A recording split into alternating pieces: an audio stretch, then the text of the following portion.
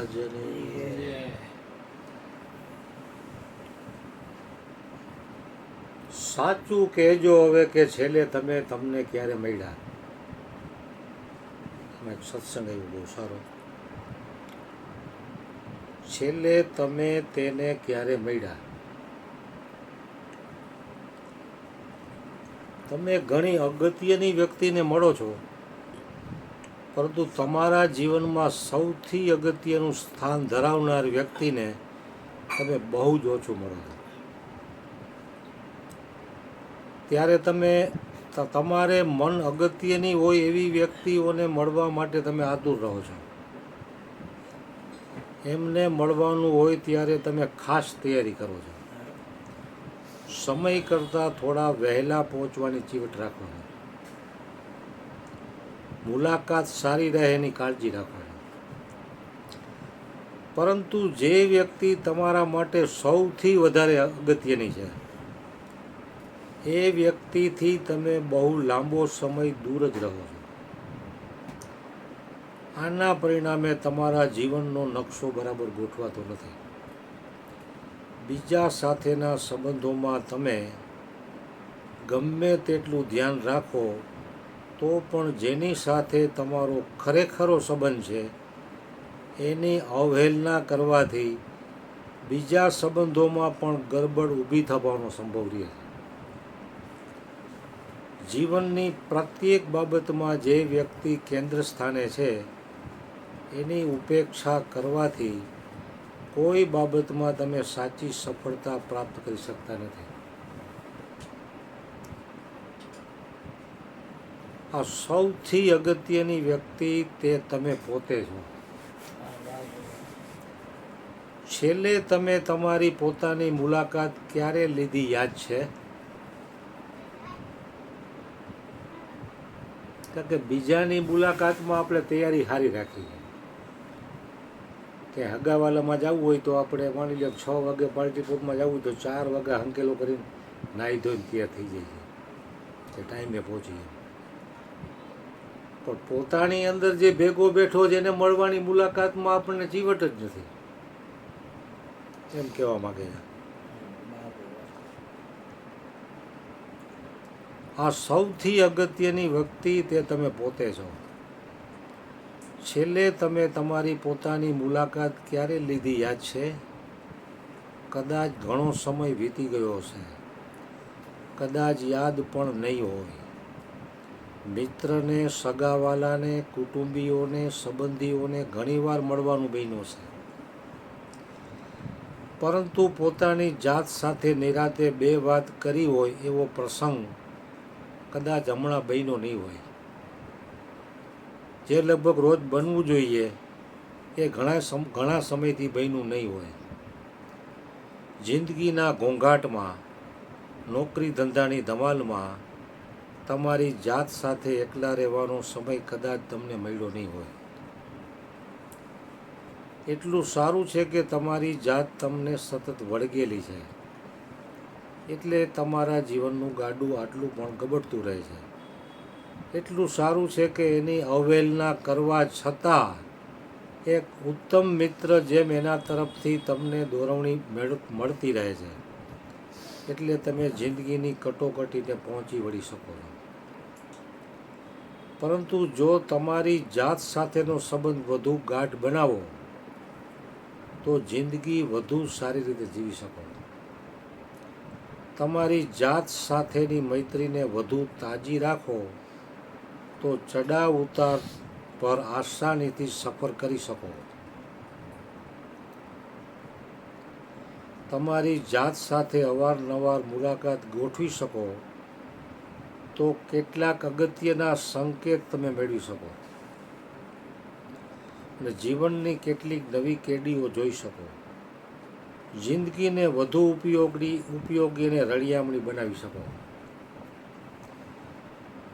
થોડો સમય નહાવાથી મેલ દૂર કરી શકાય છે. થોડી કસરત કરવાથી શરીરને તંદુરસ્ત રાખી શકાય છે. એમ થોડી વાર જાત સાથે એકલા રહેવાથી બાકીના સમયને વધારે સારી રીતે પસાર કરી શકાય છે. દરેક વ્યક્તિ માટે પોતાની જાત સાથે થોડો સમય ગાળવાનું જરૂરી હોય છે, કારણ કે દરેક વ્યક્તિ માટે સૌથી અગત્યની વ્યક્તિ તે પોતે જ હોય છે.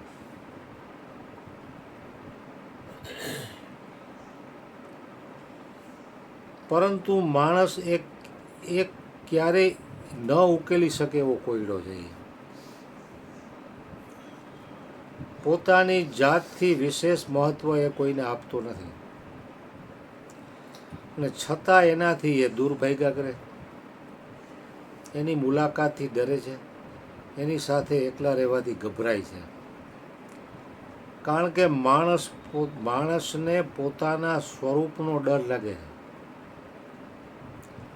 માણસ બહુરૂપી છે, અનેક રૂપે ધારણ કરે છે, અનેક ખેલ ભજવે છે, દાનવીર બને છે, લોભી બને છે, રાજા બને છે, સેવક બને છે, સાહેબ બને છે, નોકર બને છે, સારો બને છે, ખરાબ બને છે, ભલો બને છે, કડક બને છે, અનેક વેશ ધારણ કરે છે,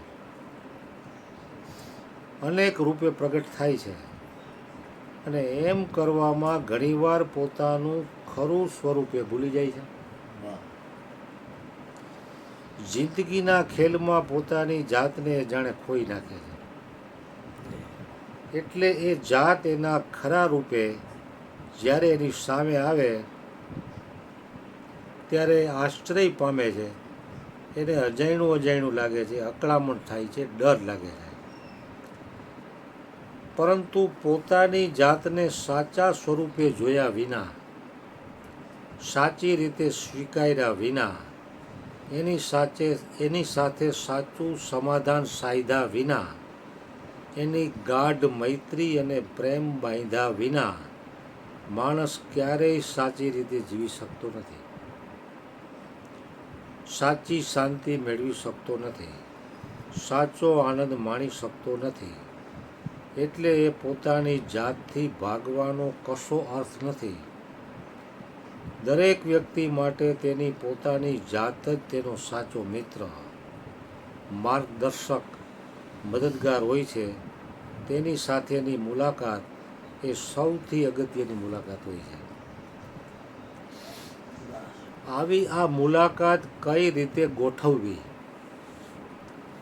સૌથી અગત્યની આ વ્યક્તિને કઈ રીતે ક્યારે મળવું, બીજાને મળવા માટે તૈયારીઓ કરવામાં આવે છે, સમયની ચોકસાઈ રાખવામાં આવે છે, ઘણી બધી બાબતોની ચીવટ રાખવામાં આવે છે. તો આ સૌથી મોંઘા માનવીને મળવા માટે શું કરવું? કદાચ ખાસ કંઈ નહીં, કોઈ આયાસ નહીં, કોઈ ધમાલભરી તૈયારી નહીં, કોઈ સફાઈભરી ચીવટ નહીં, માત્ર એને આવકારવાની ઉત્સુકતા, એનાથી ભાગવાનો, અતડા રહેવાનો, ડરવાનો ઇનકાર, એની સાથે મૈત્રી બાંધવાની આતુરતા. કારણ કે એ મૈત્રી બાંધવા હંમેશા આતુર હોય છે.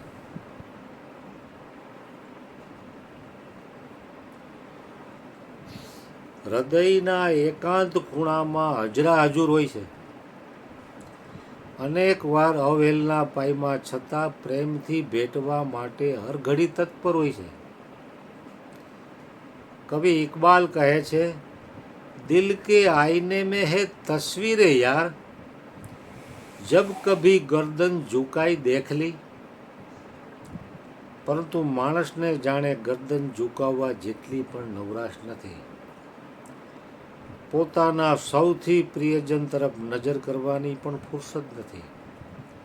જે સૌથી નજીક છે, માર્ગદર્શક મિત્ર છે, તેના તરફ ધ્યાન આપવા જેટલો પણ સમય નથી. માત્ર એના તરફ નજર કરવામાં આવે, માત્ર એના તરફ ઉમળકો બતાવવામાં આવે, થોડી એકાંત પળોમાં એની સાથે ગોષ્ઠી કરવામાં આવે તો જીવનની બાકીની બધી પળો પણ સાર્થક બની જાય. અને આ જેટલું લાગે છે એટલું અઘરું નથી. કોઈ એકાંત સ્થળે જઈ નિર્હેતુક બેસવું, કાંઈ હેતુ નથી બેસવું. ઉગતા પ્રભાતને કે આથમતી સાંજને જોઈ રહેવું, અંધારી રાતે ખુલ્લા આકાશને નિરખવું, ક્યારેક એકલા એકલા ગાઈ લેવું, એક ધ્યાન થઈને સંગીત સાંભળવું, મનગમતા વાંચનમાં ખોવાઈ જવું, ઊંડું ધ્યાન કરવું, પ્રાર્થના કરવી, એ બધું જ આપણને આપણી જાત સાથે એકાકાર કરી શકે છે. આવું કે આ સિવાયનું ઘણું તમે કરી શકો છો. ગમે તે કરો, તમારી જાત સાથે એકેય સિદ્ધ થવું જોઈએ. એવી વ્યક્તિઓ પણ છે જેઓ હજારો માણસોની વચ્ચે પણ પોતાની જાત સાથે એકાકાર થઈ શકે છે. અને એવી વ્યક્તિઓ પણ હોય છે જેઓ એકાંતમાં પણ પોતાની જાતને ખોલી શકતી નથી. કેટલીક વ્યક્તિઓ માટે પોતાની જાત સાથે વાત કરવાનું સહજ હોય છે.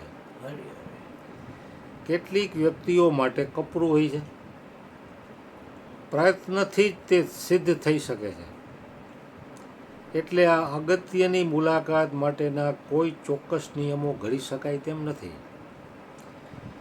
જ્યારે તમે ધ્યાન કરો છો ત્યારે તમારી જાતમાં લીન બનો છો. જ્યારે તમે સંગીત સાંભળો છો ત્યારે ઘણીવાર તમારી જાતનો અવાજ પણ સાથે જ તમે સાંભળો છો. જ્યારે તમે વાંચનમાં મગ્ન બનો છો ત્યારે સાથે તમારી જાત સાથેની વાતચીત પણ ચાલુ થઈ જાય છે. જ્યારે તમે પ્રાર્થના કરો છો તો તમારી જાતને ઈશ્વર સામે ખુલ્લી કરો છો. તમારી જાતને ઈશ્વર સામે ખુલ્લી કરો છો, દુઆ માગો છો, ત્યારે તમારું સ્વરૂપ તમારી સામે પ્રગટ થાય છે. તમારી દુઆઓ તમારો સાચો અવાજ સંભળાય છે. તમારી દુઆઓમાં તમારો સાચો અવાજ સંભળાય છે. તમારી આકાંક્ષાઓ, તમારી ઈચ્છાઓ, તમારા સપનાઓ તેમાં પ્રગટ થાય છે. પ્રાર્થનામાં તમે તન્મય બનો છો ત્યારે તમારી જાતને તમે ઓળખી શકો છો. એ વખતે તમારા દિલના અરીસામાં તમારું સાચું સ્વરૂપ તમને દેખાય છે. તમારી જાત સાથે મુલાકાત કરવાના આ કેટલાક રસ્તાઓ છે. આ સિવાયના રસ્તાઓ પણ હોઈ શકે છે. દરેક વ્યક્તિને તેનો પોતાનો માર્ગ શોધી કાઢવાનો હોય છે. અને આ વાત ભૂલવા જેવી નથી. આ મુલાકાત નિયમિત થવી અગત્યની બાબત છે. એમાં ગાળેલ સમય સૌથી અગત્યનો સમય સાબિત થવાનો છે. શરીરને, મનને, સમગ્ર જીવનને ચેતનવંતું બનાવી શકે એવી આ મુલાકાતમાં શક્યતાઓ રહેલી છે. જિંદગીના થાકનો, કટુતાનો, ઝેરનો ઉતાર એમાં છે. અમૃતના જરામાંથી આચમન લેવા જેવી આ વાત છે. તો બોલો, છેલ્લે તમે તમારી જાતને ક્યારે મળ્યા હતા? કદાચ ન મળ્યા હો તો હવે ક્યારે મળવાના છો?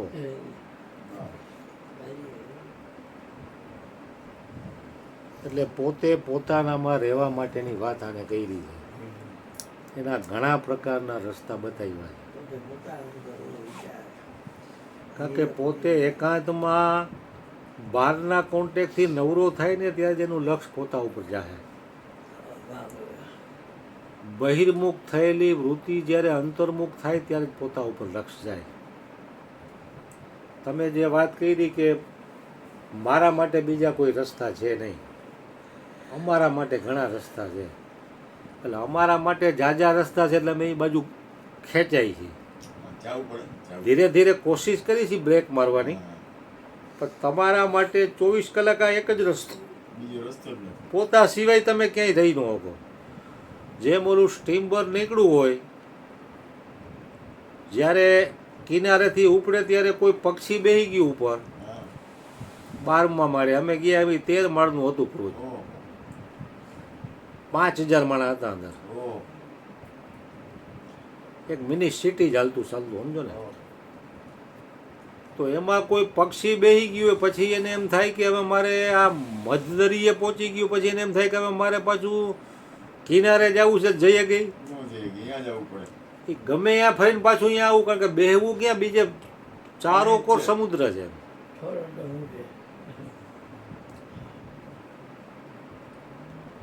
એટલે 100 વાતની એક વાત, સદગુરુએ આપણને પોતાનું સ્વસ્વરૂપ જે બતાવ્યું છે એમાં રહેવામાં જ જે મોજ છે, આનંદ છે, એવી બીજી ક્યાંય નથી. ઉદર ચિંતા, પ્રિય ચર્ચા, વિરહીના સંભારણા, સ્વ સ્વરૂપે સ્થિર થાતો એ બધા સહેજે ગણે. કે માણસને મોટા ભાગે ઉદર ચિંતા એટલે આ શરીર છે ને ઉદરી માયા કીધી મહાપુરુષો. આની ચિંતા ક્યારે શું કરશું, કેમ કરશું. मुर्दे को प्रभु देत है कपड़ा लकड़ा और आग, जिंदा नर चिंता करे ताके बड़े अभाग. આ સંત કબીર રોડ ઉપર, રોડ વચ્ચે મંદિર આવે હનુમાનજીનું. અમારી છોકરી મિત્તલ અહીંયા રહીએ. હું કાંઈ ક્યાંથી નીકળીને અમે ગયા હોય બેહવા તો અહીંયા એમ્બ્યુલન્સ પડી જોઈ સબવાઈને પેડક રોડ ઉપર.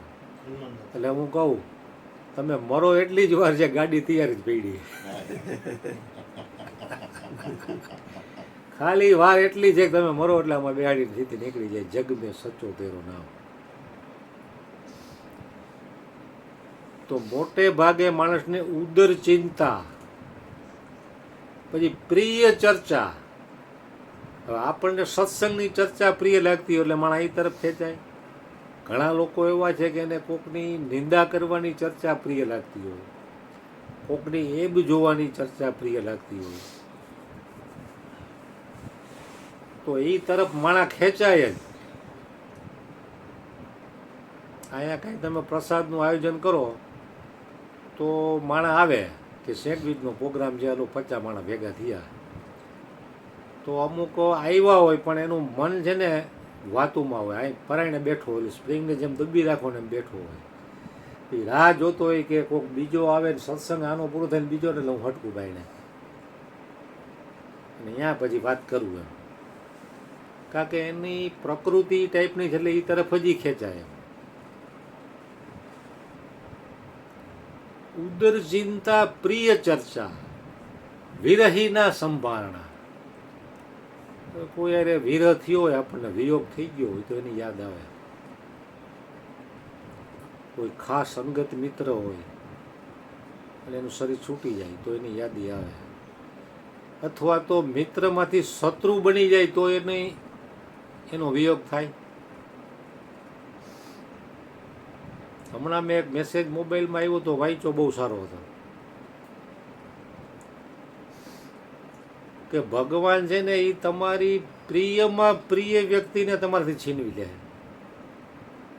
તો તમને એમ થાય કે હું આટલી ભક્તિ ભજન કરું છું ને મારી ઉપર આવા દુઃખ, કે એ તમારી, તમે જેને પૂછ્યા વિના એક ડગલું ભરતા નથી એ આધાર પણ તમારો તોડાવી દેશે.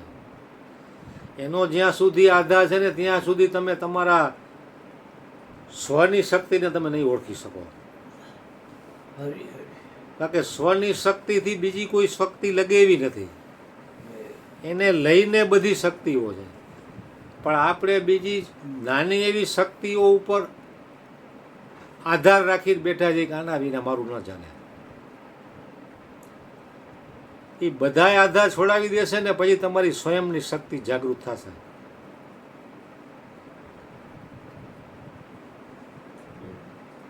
ઉદર ચિંતા, પ્રિય ચર્ચા, વિરહીના સંભારણા, સ્વ સ્વરૂપે સ્થિર થાતો એ બધા સહેજ રણે. સ્વ સ્વરૂપની ગુરુના ચરણે જેટલા ગયા એ બધાને ખબર છે. તો એમાં સ્થિર થવા માટેનો પુરુષાર્થ છે. પછી હરેક વ્યક્તિ પોતપોતાની પ્રકૃતિ પ્રમાણે એમાં સ્થિર થઈ શકે. આમાં ઘણા માર્ગો બતાવ્યા, પ્રાર્થનાથી, ધ્યાનથી, ભજનથી, સત્સંગથી, સેવાથી, આ સિવાયના પણ ઘણા સાધનો હોઈ શકે. પછી હરેક વ્યક્તિની પ્રકૃતિ મુજબ એને એ સાધન એને કામ લાગે એમ. કારણ કે એના સિવાય અખંડ સુખ કે અખંડ શાંતિ કે અખંડ આનંદ બીજે ક્યાંય છે નહીં.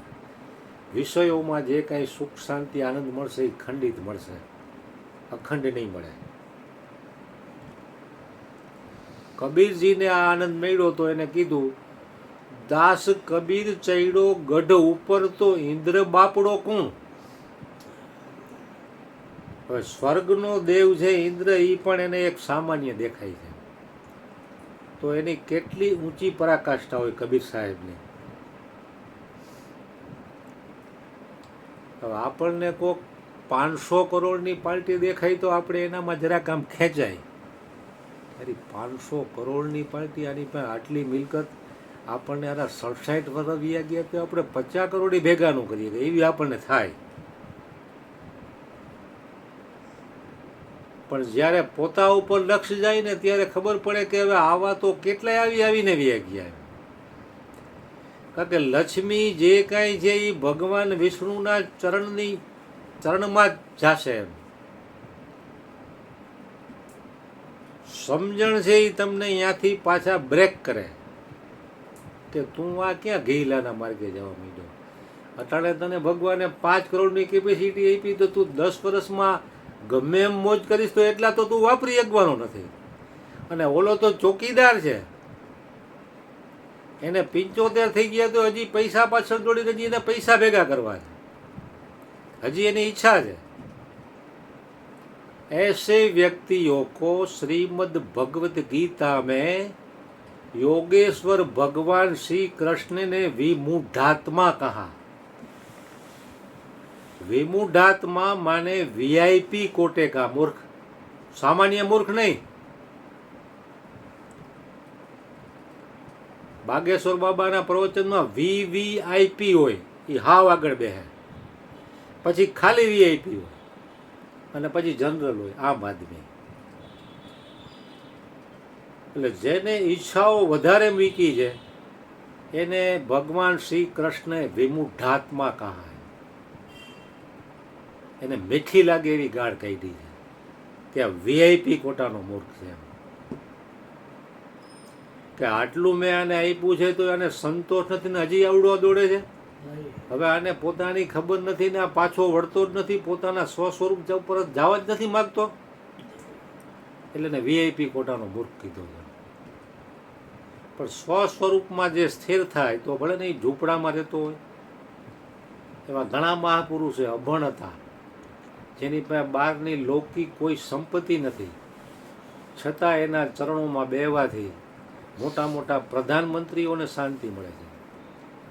દેવરાહા બાબા કરીને એક મહાન સંત થઈ ગયા, ઇન્દિરા ગાંધી સમયમાં હતા ત્યારે દેવરાહા બાબા હયાત હતા શરીરથી. તો ઇન્દિરા ગાંધીને એકવાર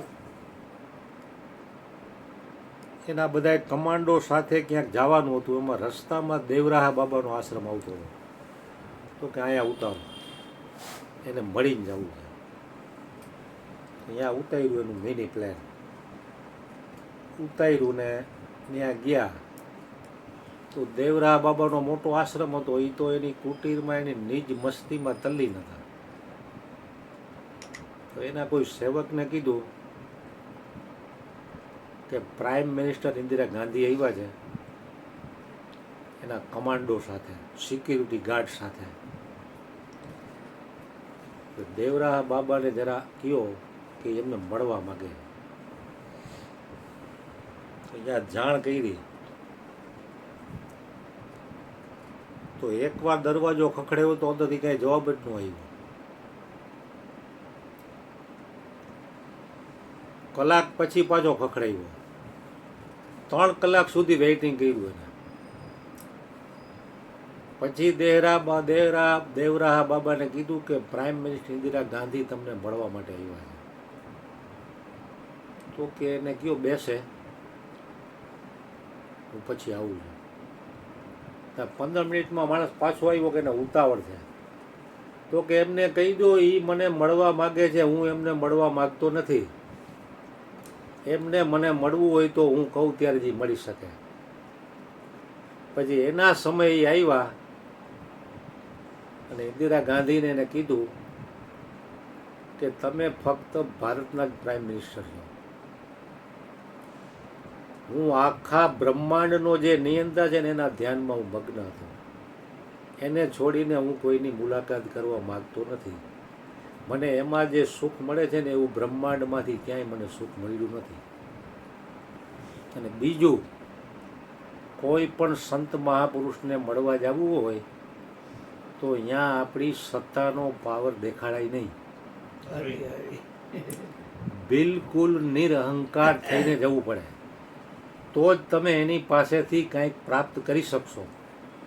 તમે તમારો સત્તાનો ઘમંડ, તમારા સિક્યુરિટી ગાર્ડ, કમાન્ડો એ બધાને લઈને જાઓ ને તો તમે સંત પાસેથી કાંઈ પ્રાપ્ત નહીં કરી શકો. અને બીજું, આ જે કાંઈ આખા બ્રહ્માંડનું પોષણ કરવા માટેનું જે અન્ન ઉગાડે છે એ વિશ્વના કોઈ પ્રાઇમ મિનિસ્ટર ઉગાડે છે?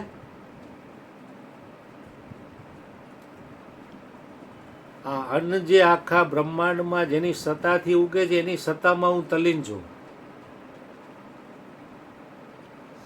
એટલે મને કોઈની મુલાકાતમાં રસ નથી. તમારે મને મળવું હોય તો મારા સમય જ આવવું.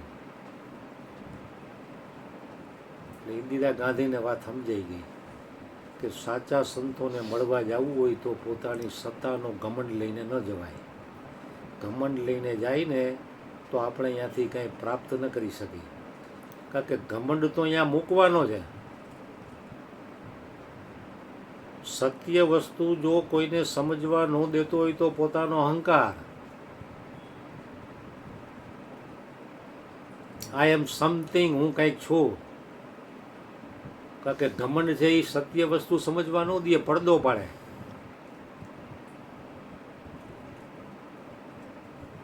નકર પરમાત્મા તો ભેગો જ છે.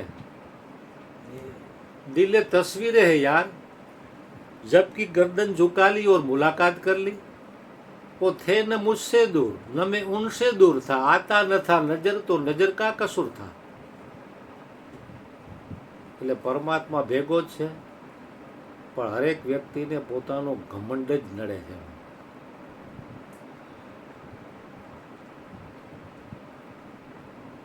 અને ઘમંડ ઓગાળવા માટેના જ આ બધા સાધનો છે.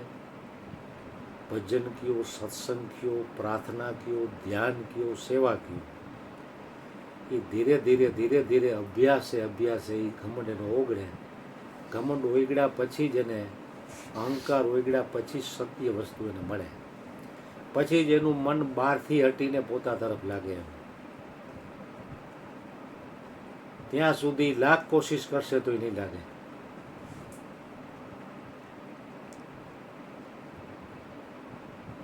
એટલે સદગુરુ મહારાજ શ્રીને આપણે બધા ભક્તો, ગુરુના વાલુડા ભક્તો, આપણે હૃદયથી પ્રાર્થના કરીએ કે તમે અમને જે અમારા સ્વ સ્વરૂપનું જ્ઞાન આપ્યું છે એનાથી લગે એવું બીજું કાંઈ આ બ્રહ્માંડમાં છે નહીં.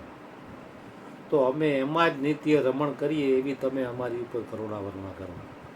સતગુરુ મહારાજની જય. બોલો રામદેવ રામદેવભાઈ.